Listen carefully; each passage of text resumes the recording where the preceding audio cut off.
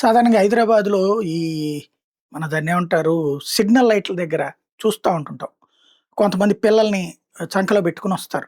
ఆ పిల్లలకి పాల సీసా ఒకటి పెట్టేసి, "పాలు గూడా లేవయ్యా, పాలు గూడా నాకు పడట్లేదయ్యా, సీసా పాలయ్యా, డబ్బులు గూడా లేవయ్యా, మీ పిల్లలకి అనారోగ్యమయ్యా, లేకపోతే జ్వరం వచ్చిందయ్యా, హాస్పిటల్‌కి తీసుకెళ్ళడానికి డబ్బులు లేవయ్యా" అంటుంటారు. అక్కడే పక్కనే గాంధీ హాస్పిటల్ ఉంటది, లేకపోతే ఉస్మానియా ఉంటది, నిమ్స్ ఉంటది. అట్టిట్లో ఫ్రీ అని తెలిసినా కూడా అక్కడికి పోరు. ఏంటయ్యంటే అదొక సానుభూతి చూపించి తద్వారా అడుక్కోవడం అన్నటువంటిది. ఇప్పుడు పాకిస్తాను, ఆఫ్ఘనిస్తాను పాకిస్తాను, బంగ్లాదేశ్‌ల పనేంటి? ప్రపంచం దగ్గరికెళ్ళి అడుక్కోవడమే.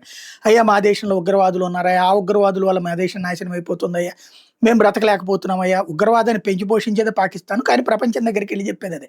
ఉగ్రవాద బాధిత దేశం అయ్యా, మేము ఉగ్రవాదాన్ని కంట్రోల్ చేసే ప్రయత్నం చేస్తుంటే మా మీదనే దాడులు చేస్తున్నారయ్యా, అందువల్ల మా సైనికులు చచ్చిపోతున్నారయ్యా, మా శవాలను చూసి మాకు కాస్తంత డబ్బులు ఇయ్యండయ్యా అప్పని చెప్పి అడుక్కుంటూ ఎఫ్ఏటీఎఫ్‌కి దొరకకుండా ఇట్లాంటి అడుక్కునే పని చేస్తుంటది. ఖతర్ దగ్గరికెళ్తది, సౌదీ అరేబియా దగ్గరికెళ్తది. ఇట్లాంటి వీళ్ళ దగ్గరికెళ్ళి అడుక్కుంటుంటది. ఇప్పుడు ఈ అడుక్కునే వాళ్ళకి అడుక్కునేవాడి దగ్గర గీక్కునేవాడని ఇప్పుడు బంగ్లాదేశోడు కూడా గీక్కోవడం బిగిచేశాడు. ఇదివరకు బంగ్లాదేశ్ అట్లా అడుక్కునేది కాదు.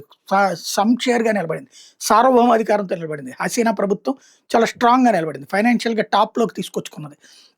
జీడీపీ గ్రోత్ రేట్ కూడా అద్భుతంగా ఉంది. ఆ రోజున ఒకానొక స్టేజ్‌లో ప్రపంచంలోతో పోటీ పడిగేటటువంటి స్థాయికొచ్చింది. ఇప్పుడు యూనస్ అనేటువంటి మహామేధావి ఆర్థిక నిపుణుడు వాడి పిండాకుడు ఏదో అద్భుతం అని చెప్పి తీసుకొచ్చి, ఆ దరిద్రుడిని అమెరికా నుంచి తీసుకొచ్చి, అమెరికా కూడా అక్కడ తీసుకొచ్చాడు. వాడిప్పుడు ఆ బంగ్లాదేశ్‌ని ఆర్థిక సంక్షోభంలో కూర్చేశాడు. చివరికి ఇప్పుడు వాడు అడుక్కోవడానికెళ్తున్నాడు.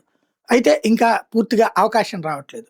ఇప్పుడు పాకిస్తానును, బంగ్లాదేశ్ కలిసి తాజాగా ఒక ఒప్పందం ఏంటంటే, వీళ్ళు అడుక్కునే దేశాలకు ఆళ్ళెళ్ళకూడదు, ఆళ్ళు అడుక్కునే దేశాలకు ఈళ్ళెళ్ళకూడదు.